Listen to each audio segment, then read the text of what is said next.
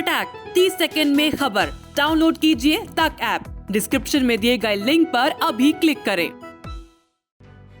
देश में कोरोना एक बार फिर डराने लगा है। साथ ही कोरोना के सबसे खतरनाक वेरिएंट ओमिक्रॉन के मामले भी तेजी से बढ़ रहे हैं। देश में पिछले 24 घंटों में कोरोना वायरस के 27,553 नए मामले सामने आए। वहीं 284 लोगों की मौत हो गई।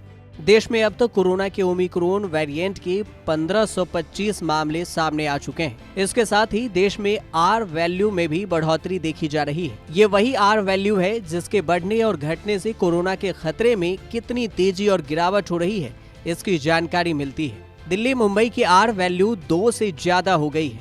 जब से देश में कोरोना की शुरुआत हुई उसके बाद ये पहली बार हो रहा है जब इन दो महानगरों की आर वैल्यू 2 से ज्यादा हुई है। साथ ही देश में कई महीनों तक 1 से कम रही आर वैल्यू अब बढ़कर 1.22 हो गई है। आर वैल्यू का ज्यादा होना इस बात का संकेत है कि कोरोना केसेस अब बढ़ने लगे हैं। कोरोना के एक्टिव केसेस में गिरावट शुरू होने के लिए आर वैल्यू का 1 से कम होना जरूरी है, लेकिन फिलहाल इसका ज्यादा होना हमारे लिए चिंता की बात है। तो ये जानना बेहद जरूरी है कि आर वैल्यू से जुड़े ताजा आंकड़े क्या कहते हैं, इसका बढ़ना हमारे लिए कितना चिंताजनक है। दूसरी लहर के दौरान आर वैल्यू कितनी थी, पहले समझते हैं आर वैल्यू से जुड़े ताजा आंकड़े क्या कहते हैं। आर वैल्यू को लेकर Indian institute of mathematical sciences के आंकड़े बताते हैं कि देश की आर वैल्यू 1.22 है। चिंता वाली बात यह है कि दिल्ली और मुंबई में 2 से भी ज्यादा हो गई है। दिल्ली की आर वैल्यू 2.54 है और मुंबई की 2.01। पुणे, बेंगलुरु, कोलकाता और चेन्नई जैसे बड़े शहरों की आर वैल्यू भी 1 से ज्यादा है। तो सवाल ये कि क्या ये तीसरी लहर की शुरुआत का संकेत है? ऐसा माना जा रहा है। दरअसल आर वैल्यू का सीधा सीधा संबंध केसेस बढ़ने या घटने से है।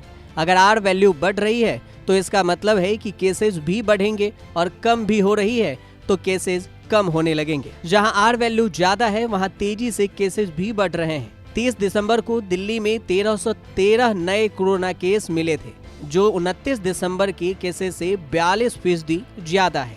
दिल्ली में पॉजिटिविटी रेट 1.29% हो गई है, जो पिछले 6 महीनों में सबसे ज्यादा है।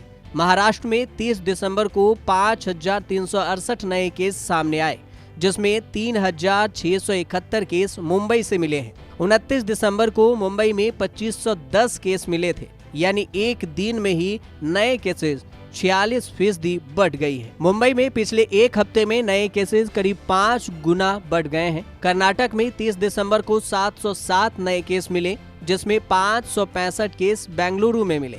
29 दिसंबर को कर्नाटक में कोरोना से 6 लोगों की मौत हो गई, जिनमें 4 लोगों की बेंगलुरु में ही मौत हुई। आर वैल्यू यानी रिप्रोडक्शन वैल्यू यह बताती है कि कोरोना से इन्फेक्टेड एक व्यक्ति से कितने लोग इन्फेक्ट हो रहे हैं या हो सकते हैं।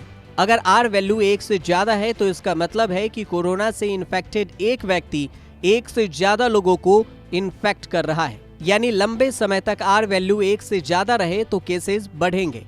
इसे ऐसे भी समझ सकते हैं कि अगर 100 व्यक्ति इन्फेक्टेड हैं और वे 100 लोगों को इन्फेक्ट करते हैं तो आर वैल्यू 1 होगी, पर अगर वे 80 लोगों को इन्फेक्ट कर पा रहे हैं तो यह आर वैल्यू 0.80 होगी। आर वैल्यू का सीधा सीधा संबंध केसेस बढ़ने या कम होने की रफ्तार से है। अगर आर वैल्यू बढ़ रही है तो इसका मतलब है कि केसेस भी बढ़ेंगे और कम हो रही है तो केसेस कम होंगे। फिलहाल जहां आर वैल्यू ज्यादा है वहां केसेस भी बढ़ने लगे हैं। पहली और दूसरी लहर के दौरान भी कुछ ऐसा ही ट्रेंड देखने को मिला था।